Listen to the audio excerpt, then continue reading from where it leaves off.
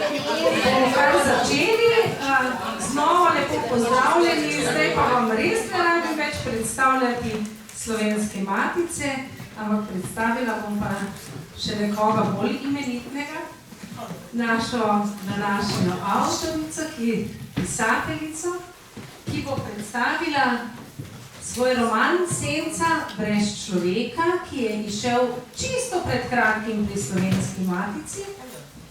In naj bo ta pogovor vstop v to, da boste o zgodbah in o temi, o kateri govori ta knjiga, poskušali v življenju poizvedeti več.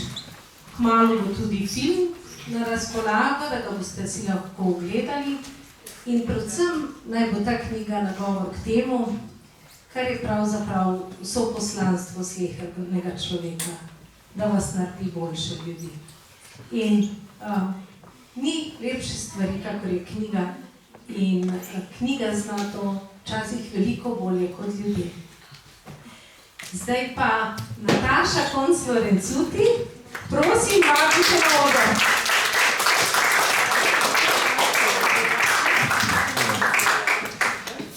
Zdaj se boš sedla, da te bom najprej predstavila. Nataša Konclo-Rencuti je seveda uveljavljena avtorica, tako za otroško kot mladinsko književnost. Najprej je svojo poklicno pot začela kot igralka. Zato bodo tudi njene interpretacije danes seveda profesionalne v vseh pogledih, tudi glede nastopa. No, potem je delala kot gimnazijska profesorica.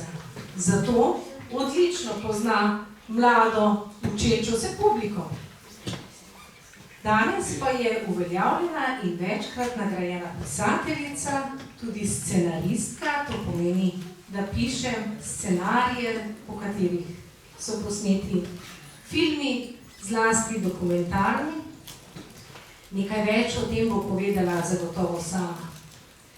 In zdaj, kaj pomeni senca brez človeka? Tam, kamor sije sonce, vedno meče tudi senca. In tudi, če se nekaj imenuje Sončna poljana, je lahko to najbolj žalostni, najbolj senčni kraj. Sončna poljana je prostor v Nemčiji med drugo svetovno vojno, kamor so vozili ugrabljene otroke. Otroke, ki so jih nacisti pobrali, materam odvzeli materam, mnoge so umrli v koncentracijskih taboriščih in otroke, ki so jih vzeli na vseh koncih Evrope, tudi pri nas v Sloveniji, zlasti v Celju in okolici. In to je res zgodba, za katero marsikdo, oziroma celo dejstvo, za katerega marsikdo in o katerem marsikdo ne ve dovolj. In hvala Nataši Konclo-Rencuti, ker to temo osvetljujem že v svojem predhodnem romanu, pa tudi v romanu Senca brez človeka. In če me zdaj vprašate, po čem in kako bi predstavila Natašo Konclo-Rencuti, bi rekla, da je pisateljica za otroke. Pa boste vprašali, zakaj tudi takrat, ko piše za odrasle. Pisateljica za otroke, ker tudi ko piše za odrasle, govori o otrocih. Govori zoper nasilje, ki se otrokom godi na vseh koncih sveta, žal tudi danes, žal tudi v tem trenutku.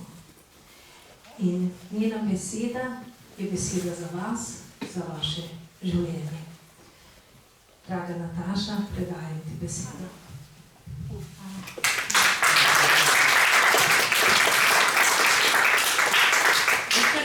Da ne bo tako zgledalo, ko sem na nekem zasedanju ali pa simpoziju ali pa za katedrom, ker zdaj niste v šoli, čeprav ste s šolo. Srčno bom vesela, če me bo kdo kaj vprašal. Zato, ker če imam občutek, da vas res nekaj zanima, če me vprašate, pa vam tudi res odgovorim točno tisto, kar vas zanima. Bom pa sama tudi kaj povedala o tistem, kar se mi zdi, da vas zanima. No? To je res roman za odrasle. Jaz vam ga bom skušala predstaviti tako, da vam bo blizu. To je res roman, ki če bi ga vi zdaj brali, bi mogoče rekli, to je pa preveč zapleten jezik, čeprav so preproste zgodbe, ker so tudi pričevanja. Ampak lahko poskusite, naj se vam ne zagabi, če boste rekli, ne, to pa ne gre, da boste potem, ko boste starejši, spet vzeli v roke, ker je res roman za odrasle. Čeprav, vidite, na naslovnici je fotografija dokumentarna, resnična, se pravi fotografija avtentična iz točno določenega dne, v točno določenem zgodovinskem trenutku, na dan, ko so v Celju, to je bilo 10. avgusta 1942, vzeli materam otroke. To mogoče res ne veste nič o tem, ali kdo ve, mogoče ima kdo v družini kakšno tako zgodbo, ampak ti dojenčki tukaj v teh košaricah, to si boste potem lahko blizu pogledali to naslovnico, so res slovenski dojenčki, ki so jih tistega dne ukradli materam in ti dojenčki niso nikoli več se vrnili k svojim družinam. Mogoče se je kdo vrnil k kakšnim sorodnikom potem ob koncu vojne, ko je Rdeči križ po celem svetu iskal ugrabljene otroke, ampak večina teh dojenčkov je bilo tega dne, ko je bila ta fotografija posnetka, zavedno ločena od svojih mater. To so bili čisto majhni otroci. Najmlajša deklica, ki je bila v teh koških, je bila stara 5 tednov, se pravi, je bila novorojenka in še danes živi.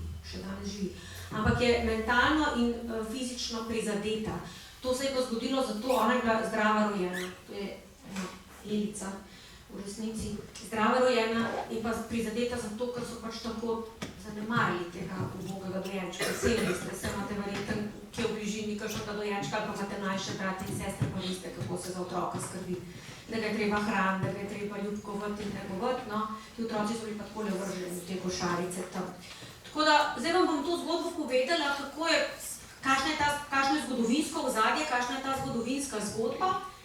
Če komu kaj ni jasno, naj vpraša in naj ga ne bo sram vprašati, ker vam moram povedati, da pred 3 leti, ko sem jaz prvič slišala za to, nisem tudi jaz še čisto ničesar vedela o tem. To je bila zgodba, ki je bila v povojnem času in tudi v času, ko smo mi hodili v šolo, pa ko so moji otroci hodili v šolo, ko so za eno generacijo starejši od vas, niso ničesar slišali v šoli pri pouku zgodovine. Ničesar. Zdaj, mogoče se vi v tem učite, ampak težko verjamem. Mislim, da je to kar precej zamočana zgodba. Najprej vas moram pohvaliti, da ste tole ekskurzijo organizirali, to si jo seveda niste sami, so jo ravnatelji in učitelji. Moram pohvaliti tudi ravnatelja, da je prišel z vami, ker vam moram povedati nekaj. Jaz zelo veliko gostujem po šolah, pri vas še nisem bila, ampak res zelo veliko gostujem po šolah, takrat ob zaključkih bralne značke, aprila in maja. In včasih ravnatelji pridejo že na vrata pozdraviti gosta, pisatelja, včasih se pa niti ne prikažejo. Ampak tam, ko pride ravnatelj že na vrata pozdraviti pisatelja, pisatelj ve, da je gost, se počutiš kot gost, se počutiš lepo sprejet gost in takrat veš, da si prišel na šolo, kjer jim branje nekaj pomeni. Ker če ravnatelj izkaže spoštovanje do pisatelja, ki pride, pomeni, da je sam bralec, da ima sam spoštovanje in to spoštovanje se prenaša tako na njegov kolektiv učiteljev, kot na otroke, ki ga potem učitelji prenašajo naprej. Tako da to je bila zdaj pohvala za ravnatelja.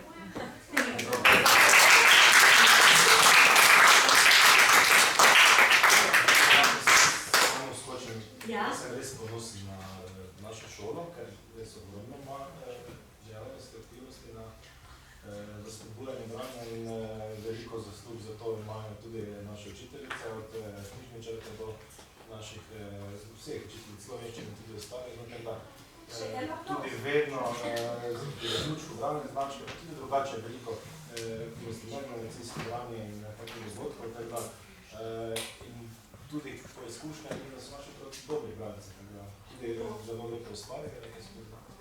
Ravno vzeli se rezi. Ne, sej,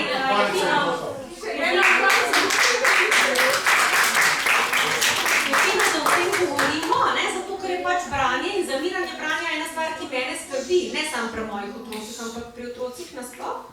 Ker jaz zdaj lahko vam postrežem s frazami, ki ste jih že 1000krat slišali, kako je branje v redu, kako branje odpira svetove, ampak jaz vam lahko povem pa, zakaj meni branje spremenilo življenje. Ko smo bili mi, toliko stari, kot ste zdaj vi, ni bilo nobenih drugih reči, ki bi nas tako zamotile, kot nas je branje. Ne? Tam enkrat na mesec je bil mladinski film po televiziji, seriji ni bilo, sta bile 2 blesavi seriji iz Amerike, ki sta bili enkrat na teden in tisto si čakal. Od drugih ekranov ni bilo. Recimo, pol je bila ena revija za popularno kulturo, to je bila revija Bravo, ki je šla enkrat na mesec.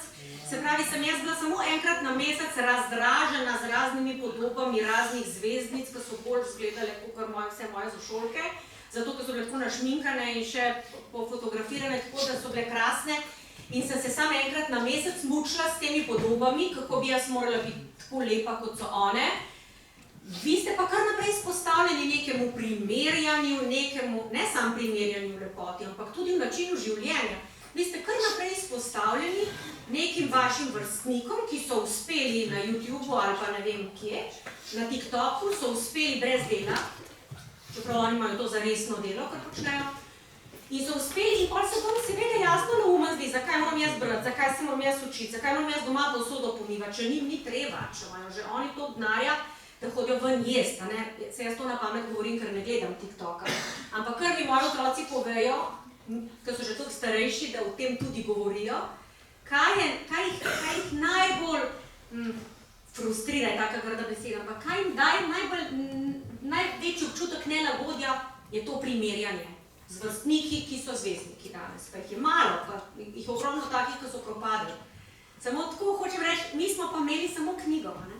In moje uživetje od druge vrstnike, v otroke moje starosti, se je zgodilo samo z identifikacijo, se pravi, samo z uživetjem v nek knjižni lik. Zato sem toliko brala, ker mi je to pomagalo živeti in mi je to pomagalo razumeti sebe in svet. In vse branje, če zdaj pogledam nazaj, tako paleta branja, je pravzaprav kot eno tako lepilo med vsemi drugimi znanji, ki sem jih pridobila sistematično. Se pravi, se učiš pri geografiji v deželah sveta, se učiš pri zgodovini o dogodkih v človeški zgodovini, se učiš pri naravoslovju živali. Ampak vse te zgodbe, ki sem jih prebrala, so zleple, v eno celoto sestavlja vsa druga znanja, ki bi bila drugače tako papirnata, bi bila drugače tako sameni koščki. Tako se pa vse skupaj sestavi v zgodbe tega sveta, v zgodbe ljudi, v zgodbe, ki te nekaj naučijo v sebi. Tako en zelo znan izraelski pisatelj, ki me je tudi zelo veliko naučil o tem konfliktu, ki se zdaj dogaja, izraelski pisatelj Amos Oz. On je zelo veliko pisal prav o teh odnosih težkih, ki se zdaj zaostrujejo in ki so zdaj vzplamteli v vojno. On je napisal eno zgodbo, ki je zelo avtobiografska, vsi vemo, da je to zelo avtobiografska zgodba o njihovi selitvi po vojni z družino v Izraelu, takrat novo ustanovljeno državo v Izraelu in v svoji mami, ki je izgubila vse sorodnike v Evropi v času druge svetovne vojne. Ampak potem eno poglavje pa posvetil vprašanju, kaj je v moji knjigi avtobiografsko in kaj ni. In pravi, zakaj mene ljudje kar naprej sprašujejo, a se je to vam v resnici zgodilo, pa to, a se je to vam v resnici zgodilo, a je res vaša mama umrla tako in tako, a je res vaš oče bil tak, a ste res imeli ta konflikt, a ste res v šoli imeli to. In on pravi, pa zakaj se ljudje ukvarjajo s tem, kje sem v tej zgodbi jaz? Zakaj se ne ukvarjajo raje s tem, kje so v tej zgodbi oni sami? Se sem jaz zato to zgodbo napisal, da bodo oni v njej našli sebe. Mene ne pustijo pri miru. Jaz, če pišem o materi Terezi, je rekel, pišem o sebi.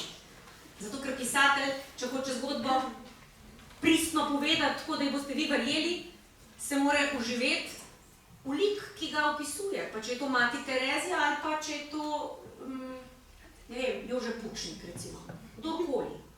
Če raziskuješ zgodbo nekega človeka in če hočeš povedati njegovo zgodbo, se moraš vanje uživeti. Bralec naj pa v njej išče sebe. Tako kot mi tudi iščemo sebe, ko pišemo. Tako. No, ampak vi verjetno poznate druge moje knjige, ne teh romanov za odrasle, čeprav vam bom danes o tem govorila, bom pa vmes tudi kaj takega zelo za vas povedala. Sam dajte mi malo povedati, kaj ste vi brali.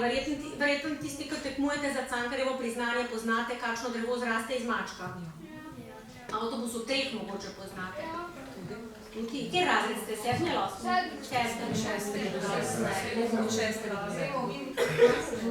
Gremo jutri krasne, mogoče še niste brali, a ste že videli? Tako da malo veste, da malo poveš, da včasih beremo, pa ne pogledamo avtorja.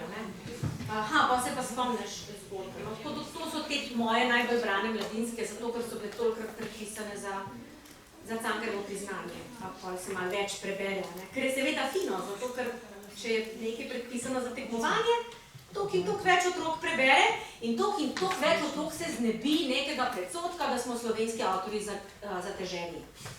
Namreč, res sem brala, tako vsake tok časa mi kdo pošle kakšen tako cvirt iz kakšne pogovorne skupine, ne vem, ali to na Instagramu, ali kje je, jaz se ne spoznam na družabno mrežjo. Ampak mi pošle nekdo nek pogovor med devetošolci o meni, ne? In tako eden reče, kaj je to, zdaj nekaj gremo jutri krasne, moram prebrati za domače branje, kdo je to sploh napisal, sprašuje sošolce. In mu sošolc odgovori, daj vprašaj ChatGPT-a. In on pa napiše nazaj, ChatGPT mi je rekel, da je to napisala Svetlana Makarovič tam leta 70 in da je to v enem tončku pepci in ne vem kom, ki so šli v gost, pa so se pa v prijateljstvu pa neki.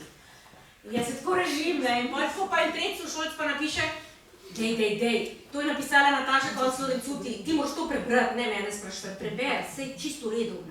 In on tako napiše, ne, jaz ne berem slovenskih avtorjev, ki so zateženi. Tak predsodek, ne? In če pač moraš prebrati za domače branje, pa vidiš, da nismo vsi zateženi. Čeprav ta zgodba je zatežena, če bi to zdaj tako grdo povedali, ker je težka zgodba. Ampak za nas, za pisatelje, mene so velikrat ljudje sprašvali, zdaj, ko sem se toliko let s to zgodbo ukvarjala, kako da mene to ne zamori. A veste, zakaj je težka zgodba, ko jo pišeš, ne zamori?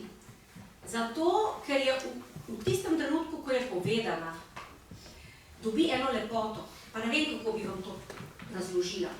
Ampak, ko mi preberemo eno težko zgodbo in vidimo, kaj vse so ljudje preživeli in so bili vseeno veliki ljudje polni ljubezni, kljub temu, kar se je zgodilo, nas to napolni z eno hvaležnostjo, da imamo to, kar imamo in da naši problemi so res majhni.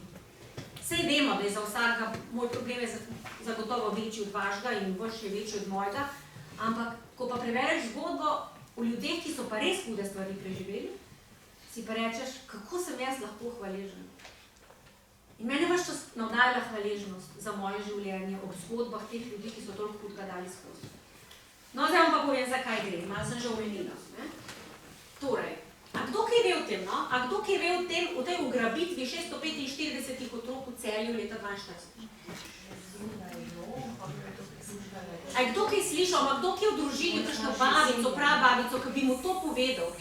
Ker ste s tistega konca doma blizu, tam so bili tudi s Ptuja. Ne? Kdo je rekel to? Ti? Se pravi, ste slišali, je kdo ste slišali? Ja? Zdaj veliko več bilo govora, ker so po celem področju Jugoslavije, vseh matera. V socializmu. Ja, mogoče tudi za kako A, to so pa po vojni. Po vojni, ampak so bili od... A, to je pa do 80-ih letih. Trgovali, ne? To je zdaj trgovali. To je bila trgovina. Ja, to so zdaj 3 zgodbe z področja nekdanje Jugoslavije. Tole so bili ukradeni otroci upornikov. To niso bili zdaj, jaz težko rečem partizanski otroci, ker je partizanstvo malo obremenjeno, potem spoznajšo revolucijo in pol, da ne bi to mislil, da so bili očetje teh otrok revolucionarji ali pa komunisti ali pa nekaj tako. So bili partizani, to so bili prvi uporniki, ki še niso bili čist nič obremenjeni z revolucijo pa s povojnimi. Nič niso krivi za to, kar je bilo pol po vojni. Skratka, to so bili preprosti kmetje, njihove očetje, ki so se pridružili uporu, zato, da bi zavarovali svojo domovino in zemljo, predvsem, da ne bi bili zasužnjeni. To je ena zgodba, to so te partizanski otroci. 645 jih je bilo, ki so bili ukradeni. Po vojni, to je druga zgodba, smo verjetno slišali za otroke s Petrička, to je nad Celjem. To so bili otroci tistih, ki so bili izvensodno pobiti na Teharjah v glavnem. To so bili pač otroci tistih, ki so se uprli revoluciji, antikomunistov. To so bili ne samo domobranci, ampak tudi Nemci, ki so tle živeli, po celi razmer, tisti, ki so sodelovali z okupatorjem, pa tudi tisti, ki niso, ki so bili samo na nek način, ali so kdaj dali kakšnemu Nemcu jesti, ali so bili z Nemci v žlahti, ali so imeli kakšnega mobiliziranca v nemško vojsko ali kaj takega. Skratka, to je bila velika množica ljudi, ki so jih pokončali v Teharjah in so jim tudi vzeli otroke. So jim tudi vzeli otroke in so jih vzgajali 3 mesece na Petričku, pa so šli pa tudi otroci po zavodih, pa po sirotišnicah po Sloveniji. To, kar ste pa vi rekli, so pa otroci, ki so jih ukradli v porodnišnicah v 70-ih, 80-ih letih po celi Jugoslaviji. Največ je bilo tega v Beogradu. To so bili pa otroci ponavadi mladih mamic, ki so jim mamicam so rekli, da je otrok umrl, v resnici so ga pa prodali v posvojitev in to je zelo veliko let pozneje prišlo ven. Jaz sem vse 3 motive uporabila v prejšnjem romanu z naslovom Beseda, ki je nimam. Vse 3 motive na tak način ukradenih otrok. Se pravi otrok, ki so bili kot dojenčki odtujeni in niso vedeli svoj sost. To, naša identiteta, da mi vemo, kdo smo, to je pa v bistvu, mogoče vi še ne razmišljate o tem. Mogoče vi ne razmišljate o tem, ker vam je tako samoumevno. Jaz sem ta in ta, moja mama je ta, zatežena, oče, zatežen. Pač zdaj ste toliko stari, da smo vsi zateženi. Ampak, hvala Bogu, da nas imate, da smo zateženi, ja. Tako. Pač smo zateženi, meni je to jasno. Sam, vi veste, čigali ste, kdo so vaši starši, no? Če pa ti tega ne veš, ti je pa vzeto čisto osnovno, kar pravzaprav, kaj? Da zrasteš kot rastlina in ne veš, kje si se rodil, kdo te je rodil, zakaj nimaš staršev, a so te zapustili, kaj je bilo. In cela množica teh otrok, tako teh sirot, ki so bili ukradeni partizanskim družinam, kot teh po vojni, teh po porodnišnicah, ki se reče, niso nikoli, ali pa so zelo pozno v zrelih letih, so začeli raziskovati, zvedeli, kdo so. No in zato sem se jaz bolj osredotočila, izmed teh 665 otrok je bilo enih 30-40 dojenčkov in ti so bili pa vključeni v organizacijo Lebensborn. Ste to besedo že kdaj slišali? V kakšni zvezi ste to slišali? Bi kdo si upal povedati? Ja? Od je ta beseda? Kje ste to slišali? Ste to slišali v zgodovini? Ne? Ja, na teh kanalih, ja, se pravi Lebensborn. Malo več se sliši od tem zadnje čase, ampak še zmeraj zelo malo, jaz nisem poznala. Tako da ne vas nikar ne bo sram, da ne poznam. Lebensborn. Vam razložim. Lebensborn je bil ustanovljen 1935. leta. Za ustanovitelj je bil Heinrich Himmler, on je bil desna roka Adolfa Hitlerja in sicer je bil obseden z eno kvazi znanostjo, ki se reče eugenika. Eugenika se pa ukvarja s čistostjo rase. Se pravi, mi, naša rasa, arijska rasa, Nemci, ti skandinavci, smo višja rasa. To ste pa že slišali, zakaj so oni Žide, zakaj so oni Jude hoteli uničiti. Ker so jih imeli za pod ljudi, se pravi za manj vredno raso, pa zato, ker so jih pač tudi poslovno ogrožali. Na živce so jim šli, ampak potem so pač najdeli nek razlog, da so oni podrasa. Skratka, Heinrich Himmler je bil obseden z idejo, da je arijska rasa najboljša od vseh. Da je to čista rasa nad ljudi, drugi so pa vsi podljudje.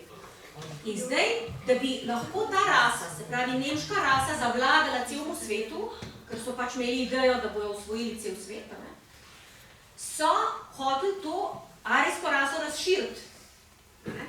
Razširiti, da jih bo več in več in so izredno spodbujali svoje, recimo, on je vodil tudi organizacijo SS, to je bila paravojaška organizacija, SS-ovci, to ste že slišali. Skratka, oni od svojih častnikov, ki so bili včlanjeni v to organizacijo, zahtevajo, da imajo najmanj 4 otroke. Če niso imeli 4 otrok, so morali višjo članorino plačevati. In potem, ko to seveda ni ratalo, nekateri pari niso mogli imeti otrok, ali pa jih niso mogli imeti toliko, je začel spodbujati, da bi pač oni imeli otroke, če pa ne z ženami, pa z ljubicami. Sam, da so otroci, sam, da se rojevajo čisti arijski otroci. In seveda, potem je bilo nezakonskih nosečnic ogromno in so te nosečnice, če so bile seveda prave arijke, začeli sprejemati v posebne domove, ki so bili domovi Lebensborna, ta organizacija je bila ustanovljena leta 1935, takrat se je začelo to v Münchnu, oziroma v Steinhüringu, v Münchnu, je bila prva taka ustanova, kamor so lahko te ženske, ki so nosile nezakonske otroke, prišle roditi. Ampak pazite, ni mogla vsaka roditi. Če je imela malo judovske krvi, ali pa slovanske, ni šlo skozi, so jo zavrnili, ne morala je domov. Vzeli so samo take, no, recimo, ki so zgledale, pa ki so zgledale pač arike, blond z modrimi očmi. Jaz bi mogoče uspela, zdaj sem že malo stara, ampak takrat, recimo pri 25 bi sem mogoče zgledala arijske rase, pa nisem, ne, sem Slovanka. Ampak recimo, tako sem prav pomislila, jaz sem na to pomislila, ko sem se s to zgodbo ukvarjala. Ali bi rekel od otroka ukradli, ker sem blond, pa imam modre oči, ali bi bila pa za njihov razplot v redu, ne? Ker sem pač tako zgledala. Ampak so morale pa tudi z rodovnikom dokazati, da nimajo judovskih korenin. Samo nekatere so sprejeli. Se pravi, sprejeli so polovico od tistih mater, ki so prišle zaprositi, da so lahko tam rodile. Ampak kaj se je bolj zgodilo? Bolj so pa te njihove otroke sprejeli z enim posebnim obredom, ki je bil kvazi krst. Se pravi, podoben obred, kot ga imamo v cerkvi katoliški, ko krstimo otroka, so ga sprejeli v bratovščino SS. To pomeni, da so nam iz križa, pa namesto vsega tega, kar imamo mi pri krstu, vsega tega obrednega, uporabili zastavo s kljukastim križem, bodalo, nad otrokom so bodalo držali in so rekli, no, zdaj si pa sprejeti tako, kot je pri krstu, a ne, kot te krstijo v imenu Očeta in Sina in Svetega Duha, so ga krstili in sprejeli v bratovščino SS. A si vi predstavljate? Komaj rojenega otroka v bratovščino SS, ki je bila zločinska organizacija. To se je dogajalo v Nemčiji, tako so skrbeli za razplot. Ampak, vi veste, da je potem se začela vojna, možje so šli na fronto in potem, seveda, če možje niso doma, otrok ni, ne, otrok ni. In potem se je Heinrich Himmler domislil, dobro, zdaj, če pa naših otrok ni zadost, pa dajmo mi tam na Poljskem, pa v Jugoslaviji, malo pogledati, kakšni so tam otroci, ker med njimi je gotovo nekaj takih, ki so dobre krvi in ki so vredni, da jih ponemčimo. In če ne drugače, jih bomo pa na silo vzeli, pa jih bomo vključili v naš narod. In to so naredili. Na Poljskem ogromno. Na Poljskem, to ste verjetno slišali, so ogromno otrok ugrabili. Pri nas je bilo takih dojenčkov, ki so bili v Lebensborn, se pravi v to organizacijo za širitev arijske rase vključeni, 30. Takih, ki so bili izbrani v teh njihovih rasnih pregledih, veste, nosek so jim zmerili, pregledani so bili, pa zdravi so morali biti. Vi veste, da je v nacistični mašineriji, da je nacistična mašinerija eutanazirala otroke, ki niso bili zdravi. Pravi, invalidne, prizadete otroke z Downovim sindromom in tako naprej.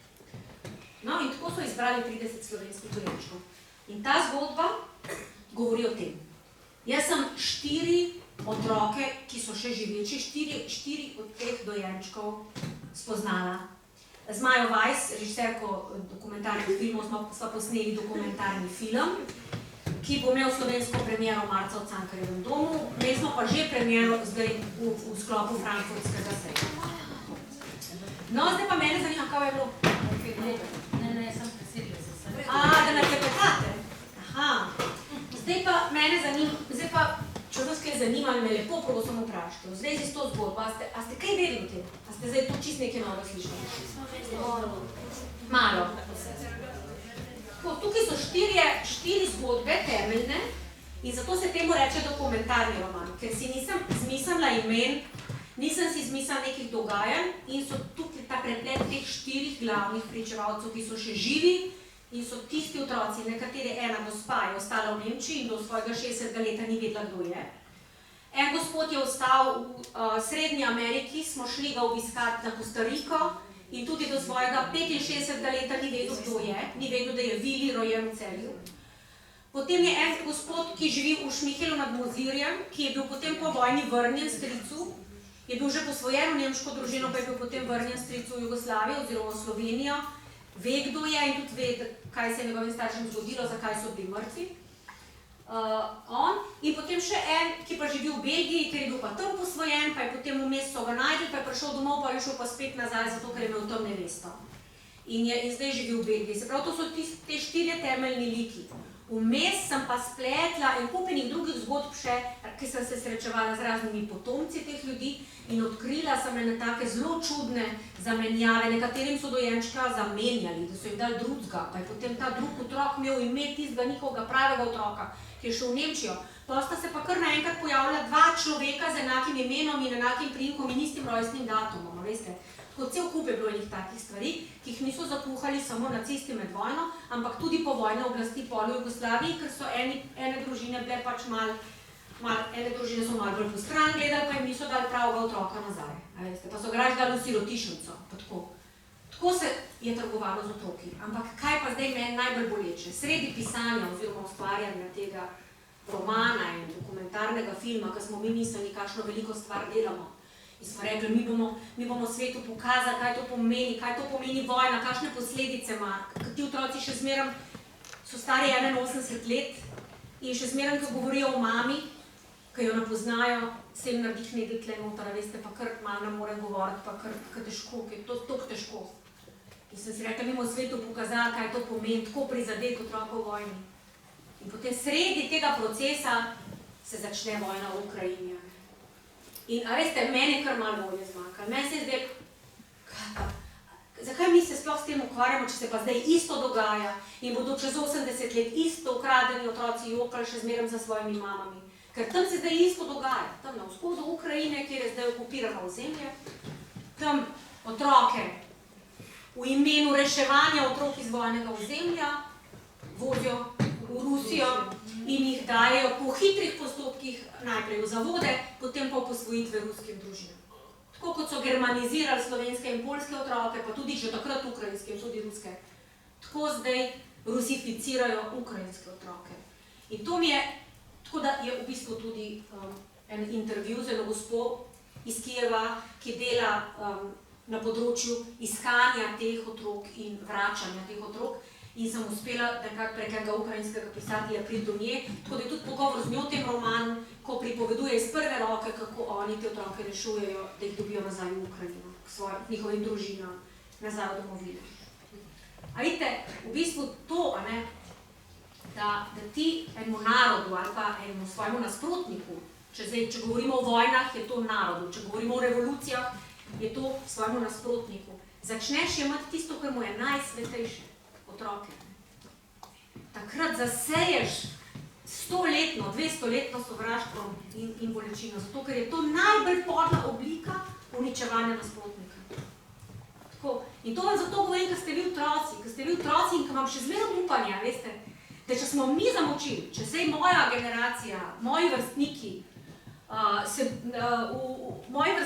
ruski vojaki, zdaj otroke ugrabljajo v Ukrajini, pa če se zdaj moji vrstniki tepejo in pobijajo v Gazi in v Izraelu, da boste pa vi drugačni, da boste pa vi ta mirovna sila, na katero mi polagamo vse svoje upe, da boste več, ko vas bo, ko boste to vedeli, bolj boste znali ceniti, kaj pomeni ohranjati mira. Ampak se veste, nemir se začne s takimi čist brezveznimi stvarmi. Kako se začne? Kaj ima drugač misel, pa reče, ti si naumen, ti si bedak, ti si idiot. Tebe ne maram, sovražim te. Zato, ker drugač misliš, ali pa zato, ker tvoji starši drugač mislijo, ali pa zato, ker je tvoj oče politik, pa spada v ono stranko, ki jo tvoj oče namara. Ali pa ne vem, kaj je tacga. In ravno prej sva se s gospo Ignacijo pogovarjale, ki sva rekla, kako mi grejo tako eni politiki na živce, ki nastopajo v javnosti, potem pa tega človeka srečaš tako privat, pa je čist simpatičen človek, pa se lahko v enih stvarih čist normalno z njim pogovarjaš in nazadnje ugotoviš, da imamo vsi iste vrednote, samo da jih na drugačen način interpretiramo in razumemo, da vsi hrepenimo po tem, da bi bil mir, da vsi hrepenimo po tem, da bi se imeli radi med sabo, da bi se znali pogovarjati, da se ne bi kregali in zmerjali. A veste? Se pa to sovraštvo razplantelo, mislim, da tudi zato, ker je lažje zmerjati ljudi prek spletnih orodij, kot v živo. Jaz ne moram tlepa, če bi mi šel eden od vas še bolj na živce, mu ne moram reči, ko si smotan. Zato, ker to ne moreš kar tako reči, ker te nekaj človeškega v tebi zadržuje, da ti ne moreš tega kar človeku takole v oči reči, če te prav prijazno gleda.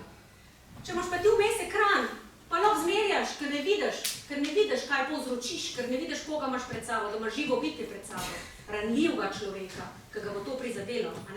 Zato se po mojem to še toliko bolj razplamtevalo. In potem se vidite, vojne so zdaj bolj grozovite, kot so bile. Prvič zato, ker je več tehnologij, drugič pa zato, ker se lažje pridobi množice.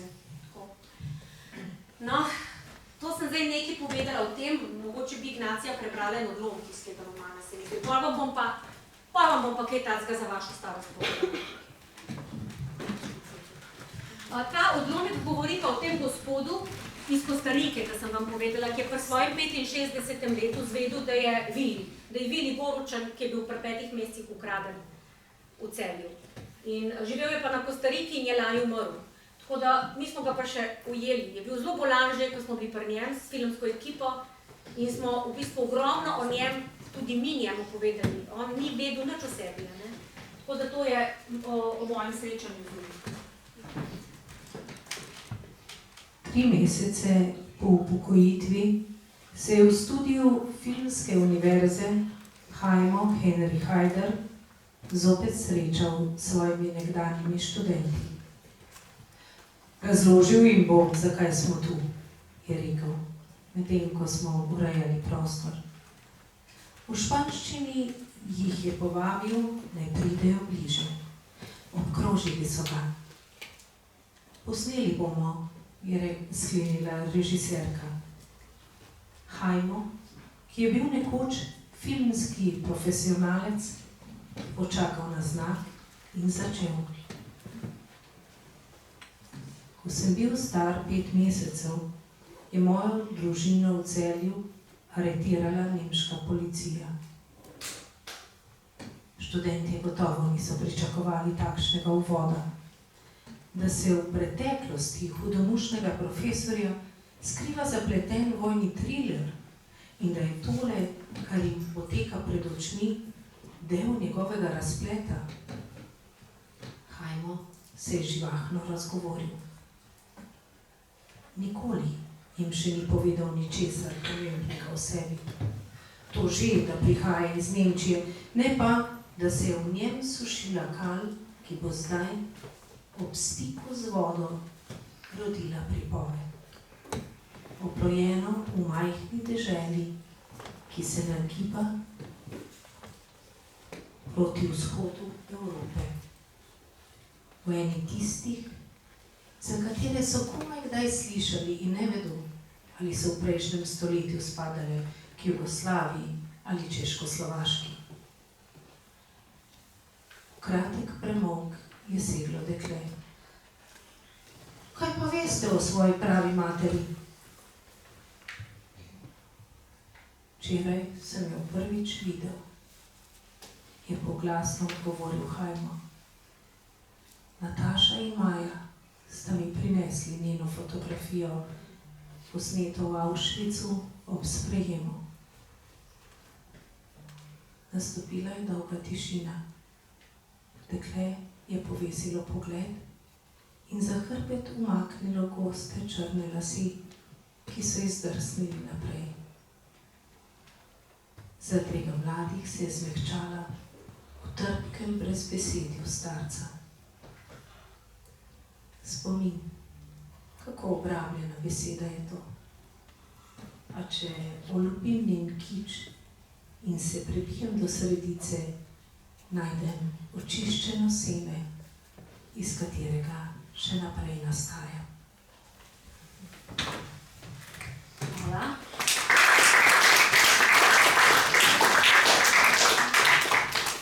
No, to je ta zgodba zdaj. Mogoče jo boste kdaj prebrali. Zdaj pa, a bi kdo kaj vprašal, lahko v zvezi s tem, lahko pa čisto ljudska. Ja, prosim. Kako dolgo ste učili? Koliko časa sem jaz učila na gimnaziji?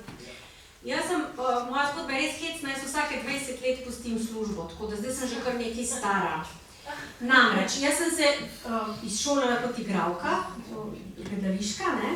To so bile moje življenjske sanje. So se mi uresničile, ko sem naredila sprejemne izpite na Akademijo za gledališče, radio, film in televizijo. Tamle je bila včasih na Nazorjevi ulici, zdaj pa tle, malo stran, tam pri Filozofski fakulteti.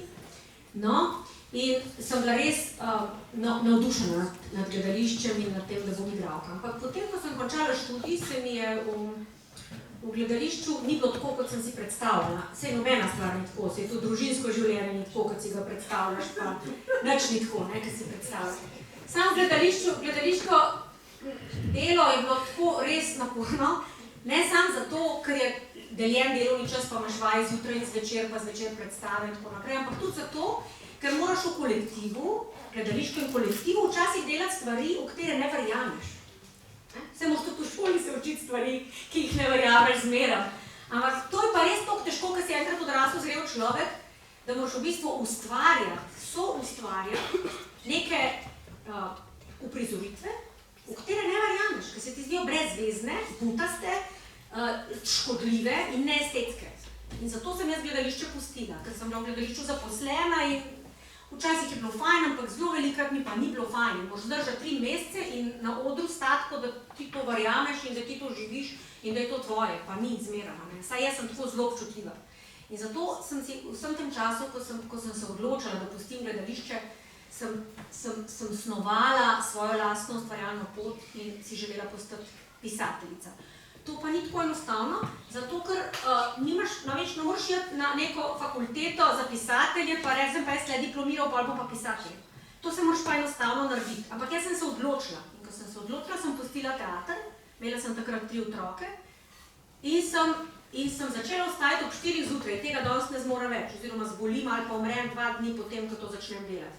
Ampak takrat sem ostajala ob 4 zjutraj in sem začela pisati. In tako sem počasi začela postajati pisateljica, čeprav je bilo ogromno vaje, pa ogromno dela, pa preden mi je nekdo nekaj objavil, so pretekla 3 leta. Ampak seveda od tega nisem mogla živeti, takrat je moj mož bil toliko toleranten, da je rekel, dobro, ti zdaj postani pisateljica, ta čas te bom pa jaz preživljal, pa všeč mu je bilo, da sem bila doma, da sem skrbela za otroke. Potem je pa on zgubil službo. Mene so pa povabili na umetniško gimnazijo v Novi Gorici, kjer je smer bila takrat imenovana dramsko-gledališka smer. Zdaj je to smer film gledališče. To ste vi gotovo že slišali. V Ljutomeru je, pa v Ljubljani, pa v Novi Gorici. Ampak v Novi Gorici je bila prva. In takrat so me povabili, da pridem učiti. Igro in govor. Tako da sem prišla učiti za polovičen delovni čas leta 2006. In sem učila do 2020, 14 let. Tako. V tem času sem bila pa tako pridna kot pisateljica, da sem lahko potem si privoščila ostati doma in se zdaj preživljam kot samostojna ustvarjalka. Se pravi, kot pisateljica. Prosim. Vi ste študirali na AGRFT, kaj ne da? Mene pa zanima, v koliko vam je uspelo opraviti preizkus? Prvič. Sem frajerka. Sam veste, kaj je bilo? Jaz sem pol vprašala Borisa Kavaca, on je bil takrat profesor, pa je bil tudi na sprejemnih izpitih, zdaj je to zelo strm, zelo dostojanstven gospod. On je bil takrat profesor, jaz sem ga enkrat vprašala, kako da ste vi mene vzeli? Ker jaz sem na to prestrašena, jaz nisem mestni otrok. Jaz sem prišla tam z ene vasi na Gorenskem, veste. Tako prestrašena na sprejemne izpite, da sem mislila, da me bo pobral. In vsi tisti moji vrstniki, ki so bili tam na sprejemnih izpitih, so bili nekam suvereni, so že vsi hodili na neke dramske krožke in so blazno nastopali. Tako jaz pa vsa prestrašena.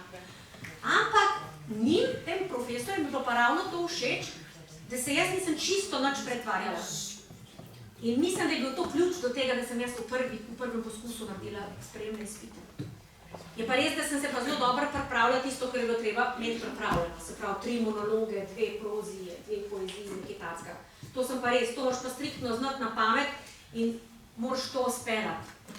Drugače pa cel kup enih improvizacij, pri katerih sem bila tako prestrašena, da nisem vedela, ne jokam ali ne se smejem. Pa sem se res malo kar smejala, malo sem se kar jokala.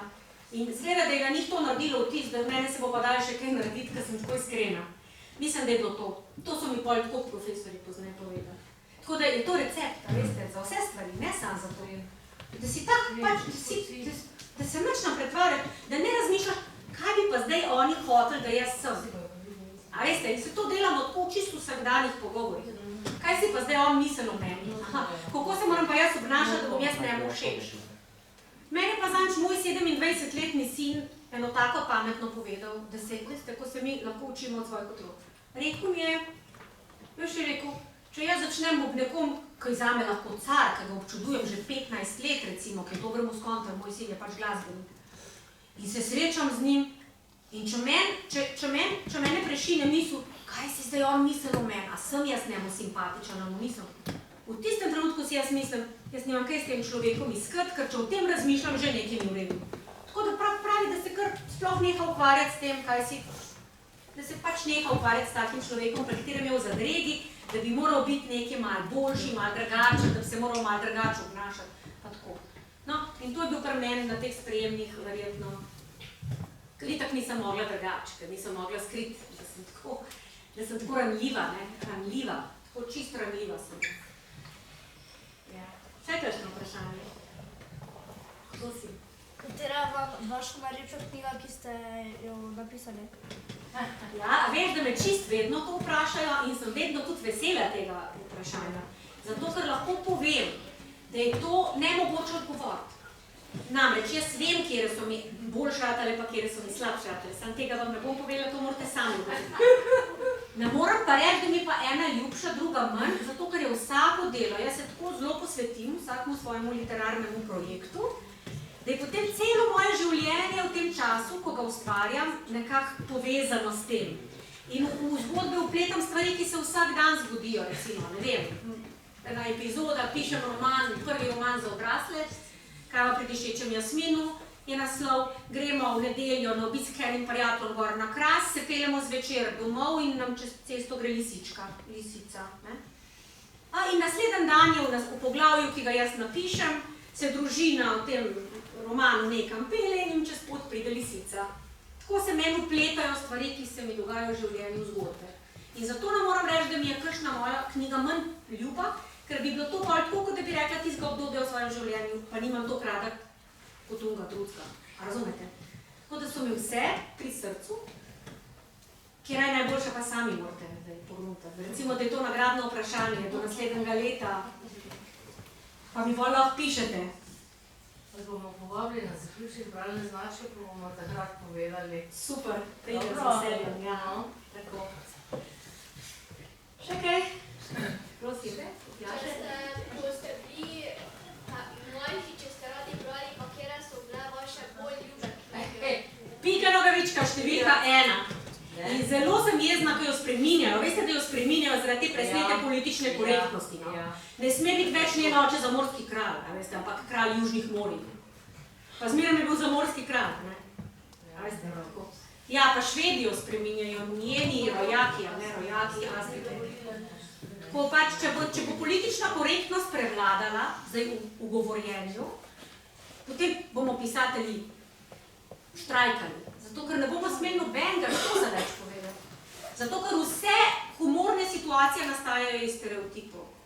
Iz stereotipov, iz razlik v spolih, kako se ženske obnašamo, kako se moški obnašajo, kakšne odnose imamo, zaradi kakšnih stvari se kregamo. Zaradi kakšnih stvari se kregamo s hčerami, pa zaradi kakšnih stvari se kregamo s sinovi. Ne samo z otroki, ampak z enimi se s hčerami, z enimi sinovi. Če nobeden ne smel več biti punčka pa fanta, ampak bodo samo še naši otroci, pa ne bo smel biti ne sin, ne hči. Potem teh stereotipov ne bo več in potem ne bo nobenega humorja več. Tako da se malo bojim te politične korektnosti, začela se je pa pri Piki Nogavički, pa pri Juriju Muri v Afriki. Pa recimo, ne vem, Boštjan Gorenc Pižama nam je zanč na enem izletu povedal, da so ga vegani napadli, zato po eni njegovi zgodbi otroci pijejo mleko. Jaz nimam nič proti veganom, ampak imam pa res problem, če mi nekdo začne težiti, da sem jaz morilka. Razumete? Zato, ker sem piščanca jedla prejšnjo nedeljo. Razumete, kaj mislim? Nič ni narobe, če se ti odločiš za en način življenja. Ampak če pa pol to postane ideologija, se pa iz tega nastajajo napetosti in spori in ideološke vojne. In potem iz ideoloških vojn zelo hitro nastanejo vojne s puškami in tanki. A razumete, no? Zdaj, ko sem od Pike Nogavičke zašla, to mi je res bolečina, da jo spreminjajo. Je pa to daleč moja najljubša zgodba in potem tudi Ronja razbojniška hči. A ne, poznaš? No, recimo, od pravljic pa seveda Andersenove pravljice. So mi bile najljubše in sem jih potem, jaz imam 5 otrok, to pomeni, da sem jih pol še vsakemu otroku še enkrat prebrala. A še sama sem 5-krat prebrala to. Še kaj? Ja, Klele? Katero zvrst pač knjig najrajši gledate? Ja, zvrst, no pač roman, moram reči, da roman. pomladinski roman, zato ker je zgodba kompleksna, dovolj dolga, da se potopim vanjo in da traja, ker če je nekaj fajn, si želiš, da traja. In da, tako mi je res, ampak mora biti seveda dober. Ja, tako da je dobra zgodba, no? Da je dobra zgodba, da jaz verjamem zgodbi, zato ker veliko je napisanih romanov na tem svetu in jaz kar odložim roman, če vidim, da mi nekdo nekaj blefira. Da si nekdo nekaj izmislil samo zato, da je, pa da niso živi liki, da ne verjamem, da čist nič ne najdem sebe in jih na tako. Dobra zgodba, vse to je verjetno pri vas isto. Če vas zgodba potegne, najbolj to preverite, ne? Prosim. Kje pa dobite ideja, da pišete toliko knjig? A veš, gre lisička čez cesto, pa imam že idejo, ne? Pa tako iz drobnarij. No, ampak to je pa ena taka zelo pomembna stvar, ki vam jo bom tudi malo povedala, pa upam, da ne bo zdaj izvedelo, da vam pridigam. V bistvu vas samo opozarjam, da vsaka umetnost na tem svetu nastaja z opazovanjem. Pravi, opazuješ okrog sebe, ljudi, kaj se pogovarjajo, kako živijo, kako se obnašajo. Opazuješ naravo, opazuješ neke pojave v družbi, opazuješ in tako nastajajo zgodbe. In če si pa skozi kole, pa nič ne opazuješ. To je navadno. Zato se jaz tako bojim teh ekranov in tega. In verjetno vas vsi opozarjajo, tudi vaši starši, na to, da opazovanje, da radovedno začne zamirati, če imaš skozi nekaj sredinama. Pa večinoma to, ker je tle, ni čist res. Kar ti hoče prodati. Tako prosim. Ja, zdaj pa ta številka že tako zelo lepo zveni, ne? Zelo lepo zveni, tako da sem kar ponosna. Čeprav to ni samovšečnost, no, samovšečna nisem, sem zelo samokritična, ampak sem pa ponosna na 20 naslovov iz področja otroške in mladinske in 6 naslovov iz področja literature za odrasle. 26. Prosim. Kako se počutite v današnjem Mladinu? Ob današnjem čem? Mladinu. A mladini? Vi ste krasni. Z vami se super počutam. Zato, ker poslušate, a veste. Pa sej malo, zdaj se že tako malo presedate, ker jaz zelo veliko govorim, pa tako, ampak poslušate. Take oči imate, živahne oči imate. Mene najbolj skrbi pri mladih, če so popolnoma nezainteresirani. To me pa res skrbi. Včasih je tudi moja hčerka, ko ima 14 let, nezainteresirana. In pol jaz kar vnulim. Zdaj bom špego odnesla ven iz sobe, zato se skozi samo šminka. Ja. Prosim. Katera pa knjiga pa ima največ strani? Pa ti ugotovi. Ne vem, koliko ima ta strani, ne vem, po mojem, da je mečkan manj. Tam okrog 200, no, recimo, pa ne vem. Mogoče do mladinskih gremo jutri krasne, da je tako 2 centimetra in pol. Ja, po mojem. Prosim. Mene pa zanima, ne vem, mene torej zanima, če ste prebrali Vampirsko akademijo. Kaj če ste prebrala? Zbirko knjig pač Vampirska akademija. Ne, vampirskih pa ne. Vampirskih pa nisem brala. Ne, tako, a veste, jaz vam moram priznati, da tudi Harryja Potterja nisem prebrala. Res ga nisem, sej mogoče se vam bo zdaj zamerila, ampak res ga nisem, meni to nekako ni šlo. Vem pa, da je to delo, ki je katerega bralca vrnilo k branju. Mislim, občudujem gospod, ki je to napisala, samo res ga nekako mi ni šlo, mene to nekako ni potegnil, ker mi fantastika ne gre. Ampak to ne povem, da zdaj pač jaz tega vam ne priporočam. A veste, sam meni ne gre, jaz imam zelo rada realistične zgodbe iz vsakdanjega življenja. Mi je bilo pa res hecan, ker sem šla lani s hčerko za 18. rojstni dan peljala v London za 3 dni. In pa smo šli na tisti peron, a veste, tam. Na tisti peron. In tam je res hecan, ker se tam ljudje stojijo v 50-metrski vrsti, zato da se slikajo, pa kako se na zid zaletavajo. Ker ne gre nota, ne? Ker pač oni so šli skozi steno in potem to gledaš, to je taka predstava, to je taka komedija. Tam pol ljudje, ki je tisti voziček preliman, pol vozička je preliman ga na steno, ne? In pol tam ljudje tako delajo tam v tisti steni, pa se slikajo. Tako se slikajo, ali krigra. To je neverjetno, meni je to res smešno. Ste bili kdaj tam? To je atrakcija londonska, meni te ljudi gledam. Pa še kupo si tiste neke šale, pa te neke... No, tako, še kaj? Še kakšno vprašanje, ker če ne vam jaz eno basno, za vas čist novo. A vam povem basno? Verzi. To je pa zdaj nova serija basni, to pa zdaj še nastaja. In po 12. In sicer so vse lisičje. Kakor vidite, vam jaz rada lisice. Napisane so seveda čisto posodobljene in so verzi, so pa napisane po ljudskih motivih. To ljudski motiv je toliko modrosti in toliko ene zdrave pameti, pa tudi toliko nedrznosti, ker se zdaj v tej politični korektnosti se jo kar malo smo zelo previdni, a včasih so pa ljudje direktno povedali stvari o lisicah, pa o medvedih, pa o zajcih in o volkovih, govorili so pa pravzaprav o sebi, pa o svojih sosedih, pa o ljudeh, sej basni. Literarno teorijo basni poznamo, a ne? A kdo pove literarno teorijo basni? Kaj je basen? Kdo zna to tako povedati, definicijo? Kaj je basen? No, naj kdo pove. Vse to ste se že učili. Basen. Se sem že pol jaz povedala. Kako nastopa v basnih, povejte, učenci? Človeške in običajno imam na koncu neko vzor. No, ta je v lisici in jež. In gre takole. Zima je in mraz grozi, vsak že kje na toplem spi. Le še jež je zunaj sam, nima strehe, nima kam. Ves bolan poslani tava, pika zmrznjenega trava, opoteka se jim maje skozi hostovo drnje. Nekateri so presiti, drugi smo na goli riti. Marsikdo živi kot knez, pa se dela, da ni res. Polh recimo se redi, zajec vidno bogati, najbolj polna rdeča lica pa ima gospa lisica. Ves se stradan in užaljen, od ponižanja razjarjen, v prekipevanju idej najde pravo. Šel bom k njej. Tok, tok, tok, je kdo doma? Jaz, ampak sem spat že šla. Oh, odpri, lisička zlata, svoja gostoljubna vrata. Če je sila, dragi jež, meni vse lahko poveš. Res je strašna, huda sila, zima me je ulovila. Ja, in in o moj bog, gre med njima dialog, a nazadnje botri mili, jež se v dno srca zasmili. Čez pol ure že leži, sit v topli posteli.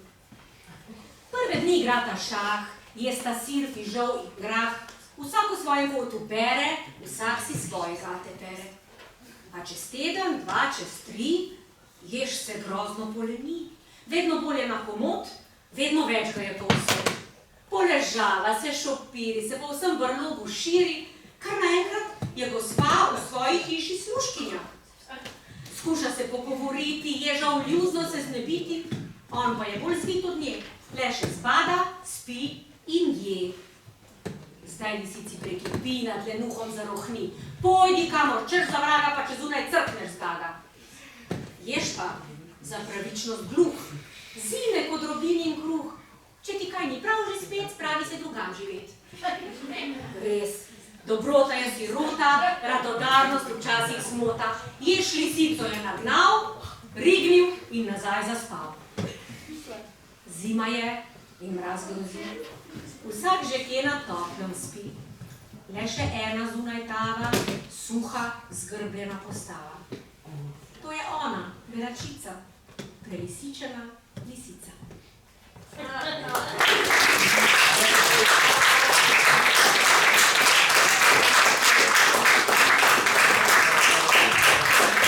Imate dosta, ne že? Imate dosta? Kako? Ja. To je bil zaključek.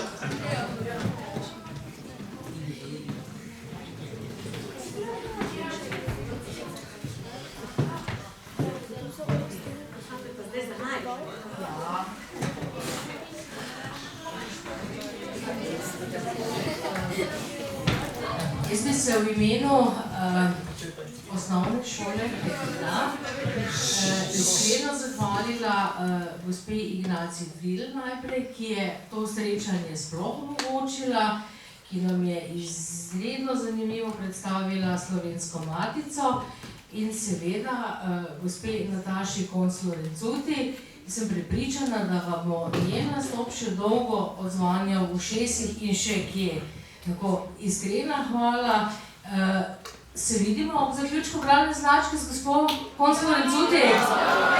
Ja, dobro, super. Hvala lepa. Kot tudi jaz se zahvaljujem, bom rekla, v imenu učiteljev.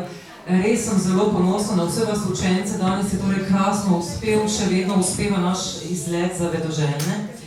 Torej za vse tiste učence, ki si želimo, ki hrepenimo po več, ki nas zanima veliko stvari. Res tudi zelo ponosno, da nas pri tem podpira vedno gospod ravnatelj Mitja Vidovič. Bom rekla, da je tudi sam zelo ustvarjalen tip človeka, zelo rad zapiše kakšen vers, razmišljanje, tako da tudi zelo močno lepo podpira naše ustvarjanje na vseh področjih. Danes bi v zahvalo vam podarili, torej bom rekla, naše literarno glasilo, ki nosi naslov Najdi hojca s Hajdine. Najdi hojček je torej navihan, radosten fantiček.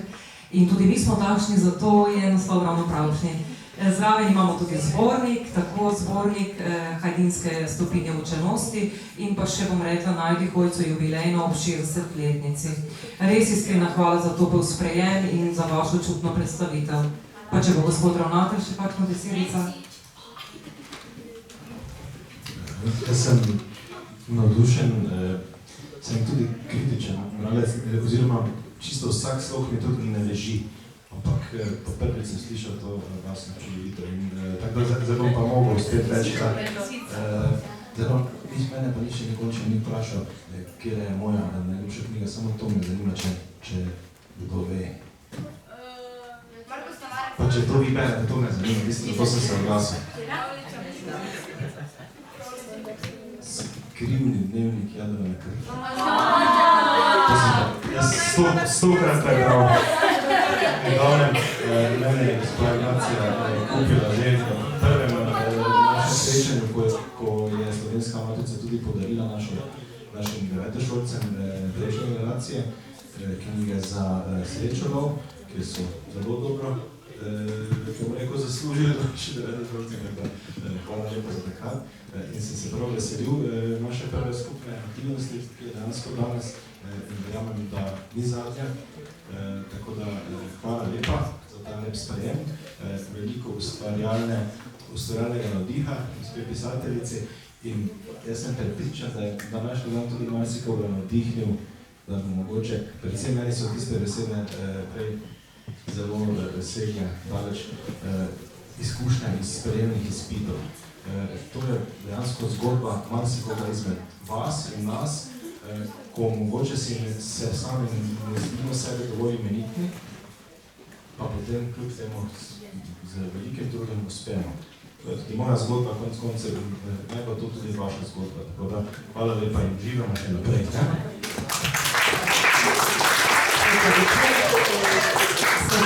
Ne bi rada pozabila na nekatere naše učence, s katerimi smo se zmenili, da bi pa nekaj malega vseeno prebrali. Iz te Najdi hojce je 5 minut časa ali ne, kako imamo zdaj lahko... Mi ga imamo, absolutno. Ja, bomo dali, tako. Res, vredo. Potem pa mogoče ena pesmica, pa mogoče malo prideta, ne? Pa pesem Aljaš.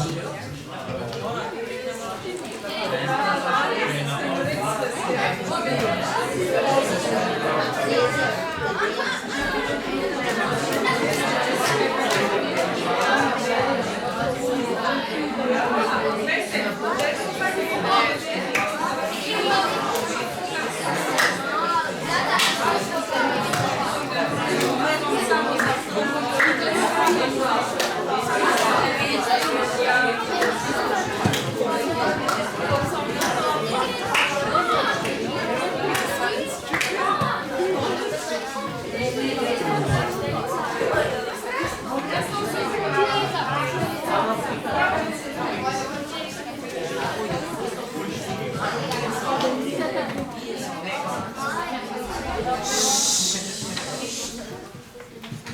Vsak v svojem svetu živi. 5 plus 5 je 10, ampak 8 minus 8 je 1. Kako to gre? Nihče ne ve. Učiteljica govori in nihče ne posluša, ampak vsak ve, da nekaj spušča. Vsak v svojem svetu živi, ampak vsak ve, da sreče ni.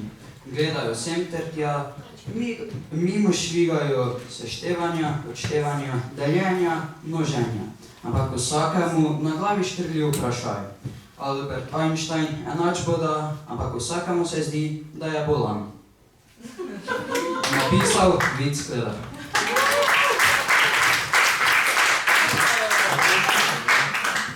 Zakaj pomagamo drugim? V življenju večkrat slišimo besede, sočutje, tolažba, iskrenost, malo kdo pa razume, zakaj je to potrebno podati naprej. Znam je že od otroštva samoumevno, da imamo nekoga, ki nam nudi te vrednote. Ko smo žalostni, da družina in prijatelji potolažijo. Ko smo veseli, se pa za nami veselijo, ko imamo rojstni dan, pa skupaj praznujemo. Ampak vsi ljudje te sreče nimajo. Na tem svetu so ljudje, otroci, ki nimajo nikogar, ki jim bi pomagal, jih imel rad, jim kupil oblačila in hrano. Zato smo na naši šoli podprli akcijo zbiranje oblačil za brezdomce. Bliža se zima in mislim, da je pomembno, da jim pomagamo in polepšamo vsak dan. Pomembno je, da za majhnim nasmehom, dejanjem, besedo, ki pomeni ogromno. Kot že ime pove, brezdomci nimajo doma. To ne pomeni, da nimajo strehe nad glavo, temveč tudi topline, osebe, na katero se bi zanesli in teže živijo. Mislim, da lepše živimo, če vemo, da imamo ob sebi nekoga, ki nas razume, zato pomagamo drugim in jim damo vedeti, da niso sami.